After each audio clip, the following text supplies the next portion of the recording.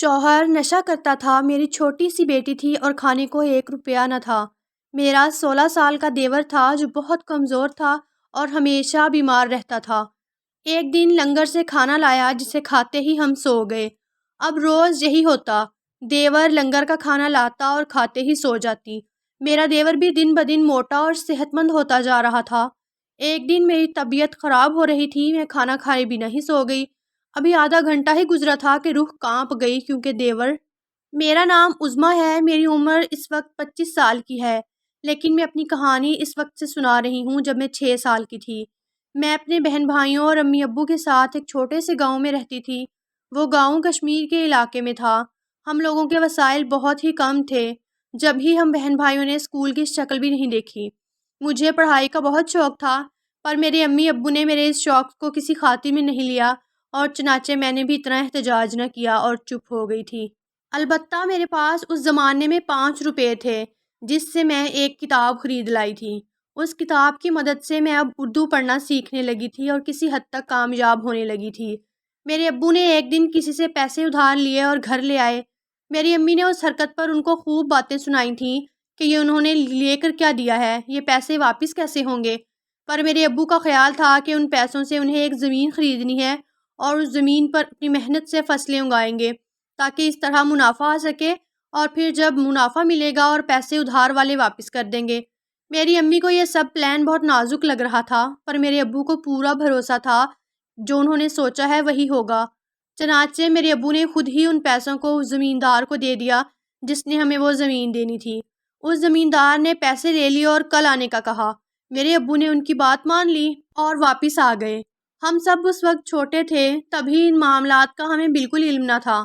میری امی کافی فکر مند تھیں اور انہیں یہی ڈر تھا کہ کہیں یہ زمیندار کوئی فراڈ نہ نکل آئے، لیکن ان کا یہ ڈر حقیقت میں بدل گیا تھا، کیونکہ اگلے دن جب میرے ابو اس زمیندار سے ملنے گئے تو انہیں معلوم ہوا کہ زمیندار یہ شہر چھوڑ کر واپس چلا گیا ہے۔ میرے ابو مایوس ہوتے ہوئے واپس آ گئے۔ ہم لوگ کافی پریشان تھے کہ اب کیا ہوگا، اور پیسے بہت زیادہ تھے، اس وجہ سے رقم ادا کرنا کافی مشکل تھا۔ کچھ لوگوں سے ہم نے ادھار مانگے تھے تاکہ قرض واپس کر دیں، پر کوئی بھی اتنی بڑی رقم دینے کو تیار نہ تھا۔ ہم بہت پریشان ہو رہے تھے کیونکہ جس سے ہم نے پیسے لیے تھے وہ انسان کافی طاقتور تھا۔ اس کے پاس بہت دولت تھی اور ایک جاگیردار تھا۔ میرے ابو سے اس نے پیسے مانگے تو ابو نے معذرت کی اور اس سے کچھ وقت مانگا۔ اس نے پہلے تو برا بھلا کہا تھا لیکن پھر مان گیا تھا۔ میرے ابو نے اگلی دفعہ اسے بتا دیا کہ وہ زمیندار ایک دور انسان تھا۔ اس نے زمین ہمارے نام نہ کی اور زمین نام نہ ہونے کی وجہ سے کوئی فصل نہیں ہوگی، جس کے منافع سے ہم نے پیسے جاگیردار کو دینے کا فیصلہ کیا تھا۔ جاگیردار کو غصہ آ گیا تھا۔ اس کا بس نہیں چلتا تھا کہ وہ ہمارے گھر کو توڑنے کی دھمکی دینے لگا تھا کہ اگر 2 ماہ تک ہم لوگوں نے پیسے نہ دیے تو وہ ہمارا چھوٹا سا گھر توڑ دے گا اور بلڈوزر چلا دے گا۔ ہم لوگ بھی اب پریشان تھے۔ میری امی آئے روز دعائیں کرتی تھیں کہ جب ابو شرمندہ تھے کہ انہیں اگر زمین کا لالچ نہ ہوتا تو سب پہلے نہ ہوتا، کیونکہ کھانا پینا تو پہلے ہی جیسا تیسا چل ہی رہا تھا، لیکن اب پچھتانے کا کوئی فائدہ نہ تھا۔ میرے ابو نے ان 2 مہینوں میں بہت سی چھوٹی موٹی محنت مزدوری کر دی، پر اس کا کوئی فائدہ نہ ہوا تھا، کیونکہ 2 مہینے ایک سیکنڈ میں گزر گئے تھے اور میرے ابو 20,000 جمع کر سکے تھے۔ ایک دن وہ جاگیردار ہمارے گھر آ گیا اور ابو سے کہنے لگا، اب تو پورے 2 مہینے گزر گئے ہیں۔ میرے ابو نے اس کے سامنے وہ رقم رکھی اور اس سے گزارش کی کہ وہ کچھ اور وقت دے دے۔ جب اس جاگیردار نے میرے ابو کے ہاتھ سے وہ پیسے لے کر ہوا میں اچھالے تھے جیسے وہ ان کا مذاق اڑا رہا ہو، اب وہ طیش میں آ گیا تھا اور میرے ابو کو گالیاں دینے لگا تھا کہ تم ایک کمینے انسان ہو۔ اپنے ابو کی یہ توہین دیکھ کے میں 10 سال کی بچی چپ نہ رہ سکی، پر میری بہن نے مجھے ہاتھ کے اشارے سے روک دیا تھا۔ میں سمجھ نہ سکی تھی۔ میری بہن کچھ دیر بعد جاگیردار سے معافی مانگنے لگی تھی۔ میری بہن کی عمر 18 سال تھی اور وہ ہم سب سے بڑی تھی۔ اس کے بعد میرا نمبر تھا، جبکہ بھائی ہم سب سے چھوٹا تھا۔ میں اپنی بہن سے 8 سال چھوٹی تھی۔ جاگیردار نے میری بہن کو دیکھا۔ میری بہن جوان تھی اور خوبصورت بھی تھی۔ میرے ابو میری بہن کو سامنے نہ آنے کی وجہ سے ایک تھپڑ مارا تھا اور پیچھے کیا تھا، کیونکہ وہ شاید اس جاگیردار کو اچھی طرح جانتے تھے۔ میں اس وقت سمجھ نہ سکی کہ ابو نے یہ سب کیوں کیا ہے، پر اب جاگیردار میری بہن کی طرف بڑھنے لگا۔ وہ کسی بھوکے کتے کی طرح میری بہن کو دیکھ رہا تھا۔ میری بہن ڈر کی وجہ سے پیچھے کو ہونے لگی تھی، پر اس جاگیردار نے ایک جھٹکے سے میری بہن کی کلائی تھام لی تھی اور اسے کھینچ کر اپنی جانب کیا تھا۔ میرے ابو نے جاگیردار کو دھکا دیا کہ وہ پیچھے ہٹ جائے، پر وہ اپنی جگہ سے 1 انچ نہ ہلا تھا۔ میرے ابو اور امی چلانے لگے تھے کہ وہ میری بہن کو چھوڑ دے، پر جاگیردار پر کوئی اثر نہ ہوا تھا۔ وہ میری بہن کو اپنے ساتھ لے گیا تھا۔ ہم لوگوں کے سر پر آفت کا پہاڑ گر پڑا تھا۔ پورے گاؤں میں ایک کوہرام مچ گیا تھا کہ اب کیا ہوگا۔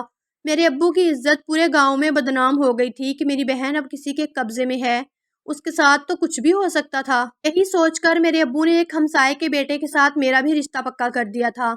میں ابھی چھوٹی تھی، پر میرے ابو نے فیصلہ کر لیا تھا کہ چند سال بعد میں اس قابل ہو جاؤں گی تو میری شادی بھی ہو جائے گی۔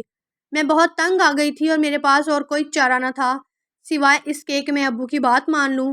میرے ہمسائے کا گھرانہ کافی گندا تھا، وہ لوگ عورتوں کی عزت نہیں کرتے تھے، لیکن میرے ابو کو اپنی رہی سہی عزت بچانے کی فکر تھی کہ کہیں وہ جاگیردار مجھے بھی اپنے ساتھ نہ لے جائے۔ دن ایسے ہی گزرنے لگے تھے اور میری بہن کا کوئی اتا پتہ نہ تھا۔ میں 15 سال کی ہو گئی تھی اور میرے ابو نے فیصلہ کر لیا تھا کہ اب وہ میری شادی کر دیں گے۔ میری شادی کی بھی تیاری ہونے لگی تھی۔ میرے سسرال والوں کو زیادہ خوشی تھی، پر میں ہر روز اپنی بہن کو یاد کر کر کے مرتی تھی کہ وہ پتہ نہیں کس حال میں ہوگی۔ میں نے اپنے ہونے والے شوہر سے بات کی تھی کہ وہ میرے لیے اس جاگیردار کا پتہ لگائے، کیونکہ میں اپنی بہن سے ملنا چاہتی ہوں۔ تو میرے شوہر نے میری ایک نہ سنی تھی اور مجھے کہنے لگا تھا کہ میں ایک دفعہ شادی کروا کر اس کے پاس جاؤں تو وہ مجھے سمجھائے گا کہ اس سے کس قسم کی باتیں کرنی ہیں۔ میں شوق ہو گئی تھی۔ میں نے یہ باتیں اپنی امی سے کیں تو وہ کہنے لگیں کہ اب کچھ نہیں ہو سکتا ہے، اب جو ہوگا مجھے اس پر ہی راضی رہنا ہے، اور وہ میرا شوہر ہے تو اس کی کوئی بھی حرکت باہر نہیں نکلنی چاہیے، یہ میرا فرض ہے۔ میں نے بھی اپنی آواز دبا دی۔ کچھ ہی دن کے بعد میری شادی ہو گئی اور میں اس گھر میں آ گئی، جو کہ میرے ابو کے گھر سے بھی کافی چھوٹا تھا۔ یہ گھر 2 روم میں پر مشتمل تھا، جبکہ ایک کچن اور ایک باتھ روم تھا۔ باہر تھوڑی سی جگہ تھی جدھر 2 بینچ تھے۔ گھر کی دیواریں اتنی پرانی تھی کہ ان سے سفیدی اتر رہی تھی۔ گھر کا دروازہ بھی ٹین کا تھا۔ میری شادی کے بعد ہی میری ساس نے مجھ پر حکم چلانا شروع کر دیا تھا۔ مجھے نہیں یاد پڑتا تھا کہ میں نے شادی کے بعد پہلی مرتبہ اپنے شوہر کی شکل کب دیکھی تھی، کیونکہ میرے شوہر نے شادی والے دن ہی رات باہر گزاری تھی، لیکن میری ساس اس سے کوئی سوال نہ پوچھتی تھی کہ وہ رات بھر کہاں رہتا ہے، اور ان کی دہشت کی وجہ سے مجھ میں اتنی ہمت نہ تھی کہ خود ان سے پوچھ سکوں۔ میری امی مجھے بہت ہمت دیتی تھیں کہ میں اپنے شوہر کا پوچھا کروں، پر جب اپنی ساس کے سامنے جاتی تھی تو میری زبان سے کوئی لفظ نہ نکل پاتا تھا۔ میرا ایک چھوٹا دیور تھا، وہ بھی میرے شوہر کے نقش و قدم پر چلتا تھا، اور 13 سال کی عمر میں ہی وہ کافی تیز ہو گیا تھا۔ مجھے اب ڈر رہتا تھا کہ اگر آگے جا کر میری اولاد ہوئی تو میں اس کو ان سب لوگوں سے کیسے دور کروں گی۔ میں دعا کرتی تھی کہ کاش مجھے اولاد نصیب نہ ہو۔ میرے شوہر کی عمر 25 سال کی تھی، وہ مجھ سے پورے 10 سال بڑا تھا۔ شادی کو 1 مہینہ گزر گیا تھا۔ میرا دیور جیسا بھی تھا لیکن وہ میری عزت کرتا تھا اور مجھے بھابھی کہہ کر بلاتا تھا۔ کئی دفعہ میری ساس کسی کام سے باہر گئی تھی تو میں نے اپنے دیور کو بلایا اور اس سے یہی کہا کہ مجھے کسی کام سے باہر جانا ہے، لیکن میری ساس اس بات پر بہت غصہ کرے گی۔ میرے دیور نے میری بات سمجھ لی اور مجھے کہا کہ میں بے فکر رہوں اور اپنے کام پر چلی جاؤں، وہ پیچھے سے سب کچھ سنبھال لے گا۔ میں بھی بے فکر ہو کر چلی گئی تھی۔ میں نے خود کو سیاہ چادر سے ڈھانپ لیا تھا تاکہ اگر میرا سامنا میرے شوہر یا پھر ساس سے ہو بھی جائے تو مجھے پہچان نہ پائے۔ اب میں اپنی بہن کو تلاش کرنے لگی تھی۔ مجھے جاگیردار کے کچھ ٹھکانوں کا معلوم تھا، پر اتنے سال بعد میری بہن کس حال میں ہوگی میں سمجھ نہ پائی۔ میں بھاگ کر اس کے ٹھکانوں کے پاس پہنچی۔ وہ ایک بہت بڑی حویلی تھی۔ مجھے اس حویلی میں نوکر داخل نہیں ہونے دے رہے تھے۔ جب ہی میں نے ان سے کہا کہ میں کام والی ہوں تو انہوں نے مجھے داخلہ دے دیا۔ میں فوراً ہی اس حویلی کے اندر داخل ہو گئی۔ وہ حویلی سچ میں بہت بڑی تھی اور کسی عالی شان محل سے کم نہ تھی۔ میں نے اپنے اندر قدم رکھے تو حیران رہ گئی، کیونکہ اندر کافی نوکر چاکر موجود تھے۔ اچانک ہی مجھے اپنے پاس سے کسی کی چیخ کی آواز آئی۔ کوئی کسی پر چلا رہا تھا۔ میں نے اپنی چادر سے اپنے چہرے کو ڈھانپا ہوا تھا تاکہ کوئی مجھے پہچان نہ لے۔ میں نے اس طرف دیکھا تو وہ میری بہن تھی، جو کہ ایک ٹوٹے ہوئے گلاس کے پاس کھڑی تھی۔ مجھے سمجھ لگ گئی تھی کہ میری بہن اسی جگہ پر ہے، لیکن اس کے ساتھ اچھا برتاؤ نہیں ہو رہا تھا۔ مجھے اس بات کی بھی خبر ہو گئی تھی۔ میں اس دن فوراً واپس آ گئی تھی، کیونکہ زیادہ دیر رہنا خطرے سے خالی نہ تھا۔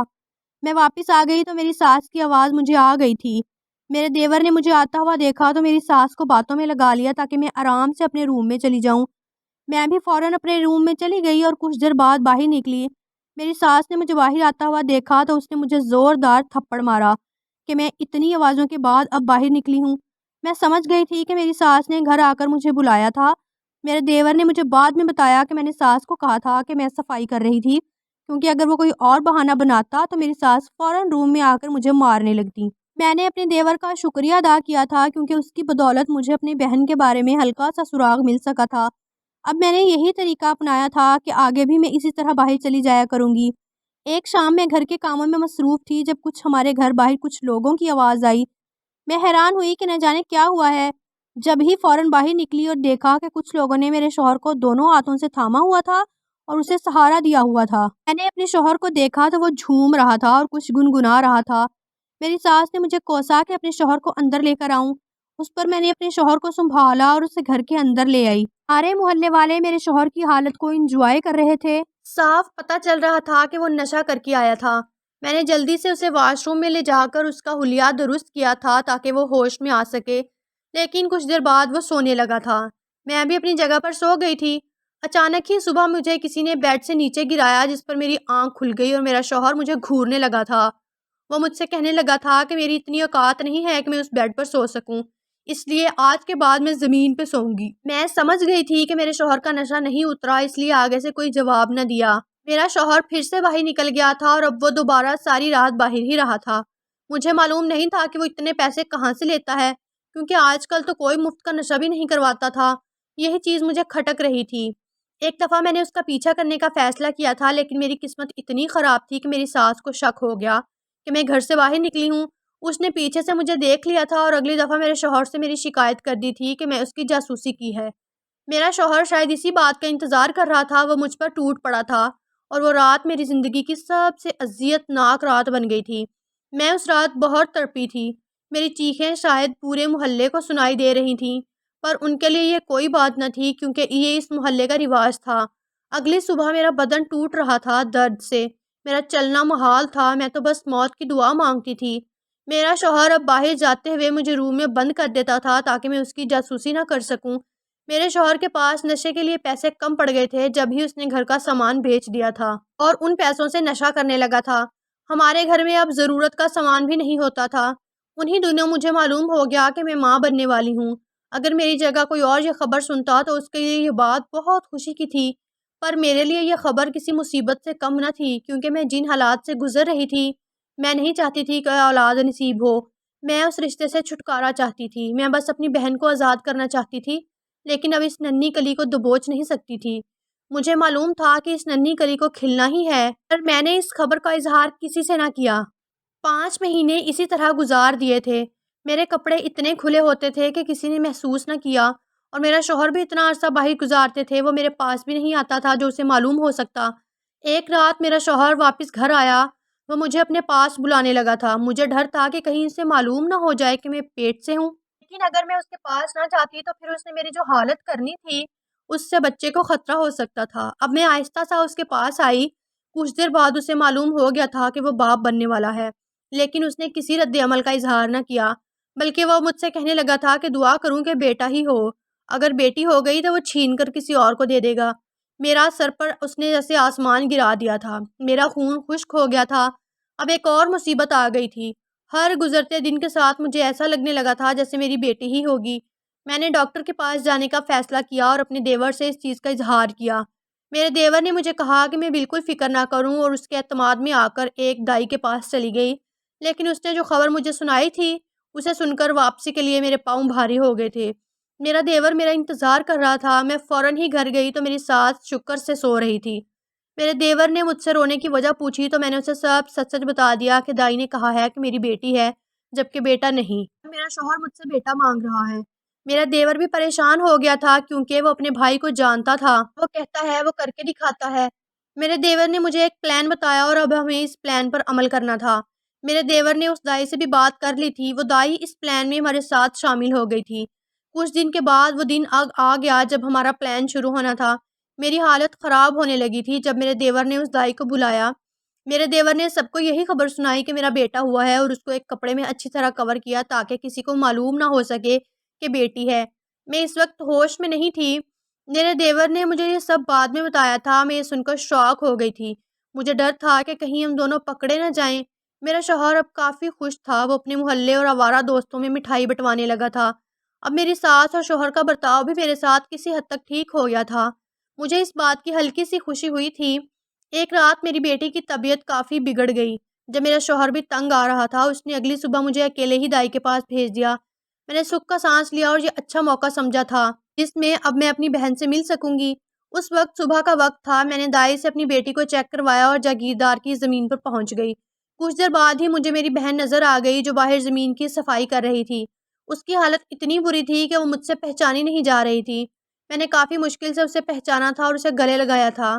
میں اب پھوٹ پھوٹ کر رونے لگی تھی۔ میں نے اسے سمجھایا کہ ہم دونوں اب مل لیا کریں گے اور یہ بھی پوچھا کہ کہیں جاگیردار نے اس کے ساتھ کچھ غلط تو نہیں کیا، اور اس نے بتایا کہ وہ اس چیز سے بچنے کے لیے ہزاروں دعائیں کرتی ہے، اس وجہ سے جاگیردار کے قہر سے بچ جاتی ہے۔ میں نے اس سے اجازت مانگی کہ اب مجھے واپس جانا چاہیے۔ اسے میں نے اپنی رداعت بالکل نہ سنائی کیونکہ میرے پاس اتنا وقت نہیں تھا کہ واپس بھاگی۔ جب میرے شوہر نے مجھ پر چلانا شروع کر دیا تھا کہ اتنی لیٹ کیوں آئی ہو، تو میں نے اسے بتایا کہ دائی کے پاس کافی رش تھا اور میرا نمبر لیٹ آیا تھا، اسی وجہ سے میں لیٹ ہو گئی، تو وہ بھی چپ ہو گیا اور باہر نکل گیا تھا۔ میں اپنی بیٹی کو اب سب سے چھپا کر رکھتی تھی کیونکہ اگر میں کچھ کو سامنے لے آتی تو میرا یہ جھوٹ بھی سب کے سامنے آ جانا تھا۔ میری بیٹی اب 3 سال کی ہو گئی تھی۔ میں اس کے کھانے پینے کا خیال رکھتی تھی، پر گھر میں ہمارے کھانے کے لیے کچھ بھی نہیں ہوتا تھا۔ میرا دیور بھی کافی کمزور ہو گیا تھا۔ وہ اس وقت 16 سال کا تھا اور چھوٹا تھا۔ میں اسے اپنا چھوٹا بھائی ہی سمجھتی تھی اور اسے ہر طرح اچھے بری تمیز سکھاتی تھی تاکہ کہیں بڑے ہو کر وہ میرے شوہر کی طرح نہ بن جائے۔ میرا دیور میری بات سنتا تھا، پر یہ بھی کہتا تھا کہ مجھے برا کام اپنی جانب کھینچتا ہے اور پھر میں خود کو سنبھال نہیں پاتا، لیکن وہ کوشش کر رہا تھا، میرے لیے اتنا ہی کافی تھا۔ وہ اپنا کھانا لنگر سے لاتا تھا اور اس سے ہی اپنا پیٹ بھرتا کیونکہ گھر میں کھانے کی قلت ہو گئی تھی۔ اسی وجہ سے وہ اپنا کام نکال لیتا تھا جبکہ ہم لوگ بھوکے ہی مر رہے تھے۔ میری ساس نے اب اس سے بھی کہہ دیا تھا کہ وہ ہمارے لیے بھی لنگر سے کھانا لایا کرے۔ اس نے میری ساس کی بات مان لی تھی اور اب وہ ہمارے لیے بھی لنگر سے کھانا لانے لگا تھا۔ میری بیٹی ابھی اتنی بڑی نہیں تھی کہ میں اسے لنگر کا کھانا کھلا سکوں، اسی وجہ سے میں اسے دودھ ہی پلایا کرتی تھی جو کہ میرے شوہر نے کسی کو کہہ کے سستے دام سے لگوایا تھا۔ اگر اسے یہ معلوم ہوتا کہ یہ بیٹی ہے تو وہ یہ مہربانی کبھی بھی نہ کرتا۔ اب ہم لوگ بھی لنگر کا کھانا کھانے لگے تھے۔ پہلے تو دن بالکل ٹھیک گزر گئے تھے، لیکن آہستہ آہستہ میں نے محسوس کیا تھا کہ اس کھانے سے مجھے غنودگی آنے لگتی تھی اور مجھے ایسے لگتا جیسے میں برسوں کی جاگی ہوئی ہوں۔ میں فوراً ہی سونے لگتی۔ میرے ساتھ اب روزانہ ایسا ہی ہونے لگا تھا۔ میں نے نوٹ کیا تھا کہ میرا دیور بالکل ٹھیک تھا۔ وہ کھانا باہر سے ہی کھا کر آتا تھا۔ اب وہ بالکل ٹھیک ہو گیا تھا اور تر و تازہ ہو گیا تھا، جبکہ میری ساس بھی سونے لگتی تھی اور میرا شوہر سارا دن باہر ہی گزارتا تھا، اس لیے وہ یہ کھانا نہیں کھاتا تھا۔ مجھے اپنے دیور پر شک ہونے لگا تھا۔ میری بیٹی یہ کھانا نہیں کھاتی تھی، اس وجہ سے وہ جاگتی رہتی تھی اور میں اور میری ساس سو جاتی تھی کہ میرا دیور ساری رات جاگتا تھا۔ میں نے اس بات کا پتہ اپنی بیٹی سے لگایا تھا کیونکہ اب وہ بولنے لگی تھی۔ اس کی آواز اتنی باریک نہ تھی کہ کوئی اندازہ لگا سکتا کہ وہ بیٹی ہے۔ اس نے مجھے بتایا کہ چاچو رات کو اس روم میں چلے جاتے ہیں اور وہ چاچو سے کھیلنے کا کہتی ہے تو چاچو کہتے ہیں کہ وہ کام کرتے ہیں، اس لیے کھیل نہیں سکتے۔ میں اب اور بھی ہوشیار ہو گئی تھی کہ میرا دیور ایسا کون سا کام کر رہا ہوتا ہے جو اپنی بھتیجی کو کھلاتا تک نہیں ہے، کیونکہ اسے تو میری بیٹی سے بہت پیار تھا اور روز اس کے لیے ٹائم نکالتا تھا۔ اب میں نے فیصلہ کر لیا تھا کہ اس بات کا پتہ ضرور لگاؤں گی۔ چنانچہ اس لیے میں نے ایک دفعہ بہانہ بنایا کہ میرے سر میں درد ہے، اس وجہ سے میں لنگر کا کھانا نہیں کھا سکتی ہوں کیونکہ اس بازاری کھانے سے میری طبیعت اور بھی خراب ہو جائے گی۔ سب نے میری بات مان لی اور اس رات میری ساس سو گئی تھی، جبکہ میرے دیور کو یہی لگا کہ میں بھی سو گئی ہوں۔ وہ پھر سے اس روم میں چلا گیا تھا۔ مجھے رات کو گھر کا دروازہ کھلنے کی بھی آواز آئی تھی اور یہی لگا کہ اندر کوئی اور بھی آیا ہے جو کہ اسی روم میں چلا گیا تھا۔ میں نے اپنی بیٹی کو اپنے روم میں بھیج دیا اور اسے کھیلنے کا کہا تاکہ وہ سب سے دور رہے، جبکہ اب خود میں اس روم کے دروازے کے پاس کان لگا کر کھڑی ہو گئی۔ مجھے شوق تو تب لگا جب میں نے اس روم سے نسوانی آواز سنی۔ میں حیران ہو گئی تھی کہ میرا دیور اس سب میں بھی ملوث ہے۔ اب مجھے اپنی دیور کی چال سمجھ لگ گئی تھی۔ وہ ہمارے کھانے میں کوئی دوا ملاتا تھا جس کے زیر اثر ہم سو جاتے تھے اور وہ یہ کام کرتا تھا۔ میں نے آج رات کو ہی اس کی خبر لینے کا منصوبہ بنایا۔ اب میں انتظار کرنے لگی تھی کہ کب وہ باہر نکلے اور میں اس کا سامنا کروں۔ میری بیٹی بھی مجھ سے پوچھنے لگی تھی کہ یہ سب کیا ہے، پر میں نے اس کا ذہن دوسرے کام کی طرف مصروف کر دیا تھا۔ کچھ ہی دیر بعد مجھے دروازہ کھلنے کی آواز آئی اور ایسا لگا جیسے وہ باہر آ گیا ہے، تو میں بھی اپنے روم سے باہر نکل آئی۔ میرا دیور مجھے دیکھ کر حیران رہ گیا تھا۔ وہ شاید یہ بھول گیا تھا کہ میں نے اس لنگر کا کھانا آج نہیں کھایا تھا۔ اب اسے یاد آیا، شرمندہ ہونے لگا تھا جب میں نے اس سے پوچھا کہ یہ سب کیا تھا، لیکن وہ ڈر گیا تھا۔ وہ بہت چھوٹا تھا، اس کی عمر ابھی ان سب کاموں کے لیے نہیں تھی، لیکن پھر بھی اس بری کمپنی نے اسے یہ سب کرنے پر اکسایا تھا۔ اس وجہ سے وہ اس سب کا عادی ہو چکا تھا اور اس نے حد ہی کر دی تھی، کیونکہ یہ سب گھر پر بھی کبھی میرے شوہر نے نہیں کیا تھا اور وہ کرنے لگا تھا۔ میں نے اسے کہہ دیا تھا کہ میں یہ سب اس کے بھائی یعنی اپنے شوہر کو بھی بتا سکتی ہوں، لیکن وہ ڈر گیا تھا اور مجھ سے کہنے لگا کہ اس نے میری اتنی مدد کی ہے، میرا اتنا ساتھ دیا ہے، اس سب کا احسان میں ایسے نہیں اتار سکتی۔ میں بھی سمجھ گئی تھی، میں تو اسے ڈرانا چاہتی تھی، میں کون سا اپنے شوہر سے اس کی سچ مچ میں شکایت کرنے والی تھی۔ لیکن کچھ سوچ کر میں نے اس سے کہا کہ اب وہ میرا ایک اور احسان بھی کر دے، تو وہ کہنے لگا کہ کیسا احسان؟ جب میں نے اسے اپنی بہن کے حوالے سے بتایا کہ وہ آج سے 5 سال پہلے جاگیردار کی بھیڑ چڑھ گئی تھی اور جاگیردار اسے زبردستی اپنے ساتھ لے کر گیا ہے۔ پھر میں نے اسے یاد کرایا کہ جب میں اس کو بتا کر گئی تھی تو اس وقت بھی اپنی بہن کو تلاش کرنے گئی تھی اور میری بہن اس جاگیردار کی زمین پر ہی کام کرتی ہے۔ اس پر وہ حیران ہوا تھا کہ ابھی تک میں اس سے ملی گئی، پر میں نے اسے بتایا کہ میں مل چکی ہوں، پر میں اسے وہاں سے آزاد کروانا چاہتی ہوں اور اپنے ماں باپ کے ساتھ اسے دوسرے شہر کے گاؤں بھیجنا چاہتی ہوں۔ اب وہ مجھ سے کہنے لگا تھا کہ اس معاملے میں وہ میری کیا مدد کر سکتا ہے، تو میں نے اسے بتایا کہ یہ لنگر کا کھانا وہ اپنے بھائی اور امی کو کھلا دے تاکہ روز رات کو وہ سو جایا کرے اور میں اس وقت کام پہ نکل لیا کروں۔ تو وہ میری بات مان چکا تھا۔ پھر کہنے لگا کہ میرا شوہر تو باہر ہوتا ہے۔ اس پر میں نے اس سے کہا کہ وہ اپنی امی سے بات کرے کہ بھائی کو بھی لنگر کے کھانے کی ضرورت ہے تاکہ وہ بھی اس کی طرح صحت مند ہو جائے۔ اسے میرا یہ پلان پسند آیا تھا، وہ مان گیا تھا اور کہنے لگا کہ اب میں اس کی سچائی اپنے شوہر کو نہ بتاؤں۔ جب میں نے اسے بتایا کہ یہ سب وہ جو کر رہا ہے یہ غلط ہے، لیکن میں چاہتی ہوں کہ وہ خود سے یہ سب ترک کر دے، لیکن یہ سب میں بہت پہلے اپنے شوہر کو نہیں بتا سکتی تھی اور نہ اب بتا سکتی ہوں۔ میرے دیور نے مجھ سے معافی مانگی کہ آج کے بعد وہ ایسی حرکت نہیں کرے گا۔ اگلے دن اس نے اپنی امی کو راضی کر دیا کہ وہ میرے شوہر کو لنگر کا کھانا کھانے پر راضی کریں۔ میری ساس مان گئی تھی اور میرے شوہر کو منانے لگی تھی، وہ بھی راضی ہو گیا تھا۔ اس رات میرے علاوہ ان دونوں نے کھانا کھایا اور وہی نتیجہ نکلا کہ کچھ دیر کے بعد وہ دونوں سو گئے تھے۔ میں ان کے سونے کے بعد ہی اپنی بیٹی کو دیور کے حوالے کر کے باہر نکل آئی تھی۔ میرا رخ پہلے اپنے میکے کا تھا تاکہ سب سے پہلے میں اپنی امی ابو کو پلان کے بارے میں آگاہ کر سکوں۔ کچھ دیر بعد ہی میں اپنے میکے پہنچ گئی تھی۔ میری امی حیران تھیں، میں نہ جانے کتنے عرصے بعد ان سے ملی تھی۔ میں نے جلدی ہی ان سے ساری بات کی تھی کیونکہ وقت بہت کم تھا۔ ان کو سامان باندھنے کا مشورہ دیا تھا اور یہ بھی کہا تھا کہ اب وہ کسی دوسرے شہر کے گاؤں جا رہے ہیں، اس لیے سارا ضروری سامان اپنے ساتھ رکھ لیں۔ اب میں اپنی بہن کے پاس جانے لگی تھی۔ میں بہت پریشان تھی کہ نہ جانے میری بہن اس وقت کہاں ہوگی اور پتہ نہیں اس سے سامنا ہو پائے گا یا نہیں۔ اس رات کے اندھیرے میں بھاگتی جا رہی تھی۔ جاگیردار کی زمین کی حدود شروع ہو چکی تھی۔ میں نے ایک گارڈ سے کہا کہ میں ایک کام والی ملازمہ کے گھر سے ہوں اور اس سے ملنا چاہتی ہوں، اس لیے وہ مجھے کام والی ملازمہ کا ٹھکانہ بتا دے۔ تو اس گارڈ نے ایک عمارت کی جانب اشارہ کیا۔ وہ عمارت کافی بوسیدہ تھی اور زمین کا پچھلا حصہ تھا۔ میں بھاگتی ہوئی اس جگہ گئی، وہاں پر کافی کم عمر لڑکیاں موجود تھیں جو مختلف کام کاج کر رہی تھیں۔ میری بہن نے مجھے شاید خود ہی آتے ہوئے دیکھ لیا تھا، جب ہی وہ بھاگتی ہوئی میرے پاس آئی اور میرے گلے لگ گئی تھی۔ میں نے اس کا ہاتھ تھاما اور اسے اپنے ساتھ چلنے کو کہا کیونکہ وقت بہت کم تھا اور وقت ضائع نہیں کر سکتے تھے۔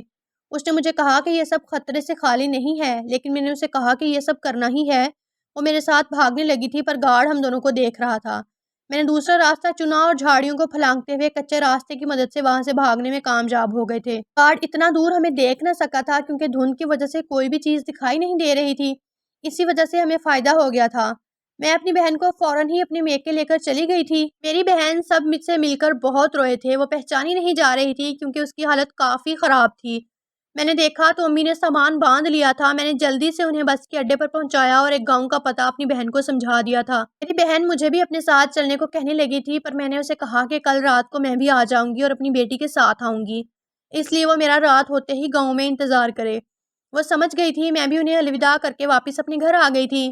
میں بہت پریشان تھی کہ اب خود کیسے بھاگ سکوں گی۔ میرا دیور میرا بھرپور ساتھ دے رہا تھا۔ وہ مجھ سے کہنے لگا اگر میں یہی چاہتی ہوں تو وہ مجھے بالکل نہیں روکے گا اور پیچھے سے سب کچھ سنبھال لے گا۔ میں اب اگلی رات کا انتظار کرنے لگی تھی۔ اگلی رات جیسے ہی آئی تو میں نے اپنی ساس اور شوہر کے ساتھ سوتے ساتھ ہی اپنا سامان باندھنا شروع کر دیا۔ میری کوشش یہی تھی کہ اپنے ساتھ کم سے کم سامان لے کر جا سکوں کیونکہ میں نے اپنی بیٹی کو بھی اٹھانا تھا۔ سامان باندھ کر اپنی بیٹی کو اپنے ساتھ لیا اور دیور کو ڈھیروں دعائیں دے کے میں وہاں سے نکل آئی تھی۔ میں آزاد ہو چکی تھی، اس کی مجھے بہت خوشی تھی۔ میں بھی اپنی امی ابو اور بہن بھائی کے ساتھ اس گاؤں میں رہنے لگی تھی۔ میں نہیں چاہتی تھی کسی کو بھی ہمارا پتہ معلوم ہو سکے۔ میرے دیور سے میری ملاقات ہوتی رہتی تھی۔ اپنی بیٹی کا نام میں نے فاطمہ رکھا تھا۔ میرا دیور فاطمہ سے ملنے بھی آتا رہتا تھا۔ اس نے مجھے بتایا کہ وہ باہر جا رہا ہے، اس کا ویزا لگ گیا ہے، جبکہ اس نے مجھے ایک اور بات بتائی کہ میرے شوہر نے دوسری شادی کر لی ہے۔ میں نے اس سے ایک آخری درخواست کی تھی کہ وہ باہر جانے سے پہلے اپنے بھائی سے مجھے طلاق دینے کی بات کرے تو اس نے مجھے بتایا کہ بھائی کو ابھی بھی لگتا ہے کہ فاطمہ کی جگہ بیٹا ہے، کیونکہ انہیں کسی نے سچ نہیں بتایا۔ اسی وجہ سے وہ کہہ رہے ہیں کہ جب تک بیٹا نہیں دیتی اسے طلاق نہیں ملے گی۔ میں پریشان ہو گئی تھی، مجھے طلاق بھی چاہیے تھی تاکہ میں اپنے لیے کچھ کر سکوں۔ میں نے اپنے دیور کو سچ بتانے کا کہہ دیا تھا۔ اس نے میرے شوہر کو سچ بتا دیا کہ میرے شوہر نے یہ سنتے ہی مجھے آزاد کر دیا تھا۔ میں نے سکون کا سانس لیا تھا، کیونکہ اس ظالم انسان کے ساتھ رہنا میرے ساتھ ساتھ اب میری بیٹی کے لیے بھی خطرہ بن سکتا تھا، اور میں اپنی بیٹی کو کبھی بھی ان حالات سے گزرنے نہیں دے سکتی تھی جن سے میں خود گزری تھی۔ میں نے محنت شروع کر دی تھی اور لوگوں کے کپڑے سلائی کرنے لگی تاکہ حلال کی کمائی کر سکوں اور اس کی مدد سے اپنی بیٹی کو پال سکوں۔ میری بہن کی بھی جلد ہی شادی ہو گئی تھی، جبکہ میرا یہی مقصد تھا کہ اپنی امی ابو کے پاس ہی رہوں۔ میں نے اپنی بیٹی کو ماں کے ساتھ ساتھ باپ کا پیار بھی دیا تھا تاکہ کبھی اسے باپ کے پیار کی کمی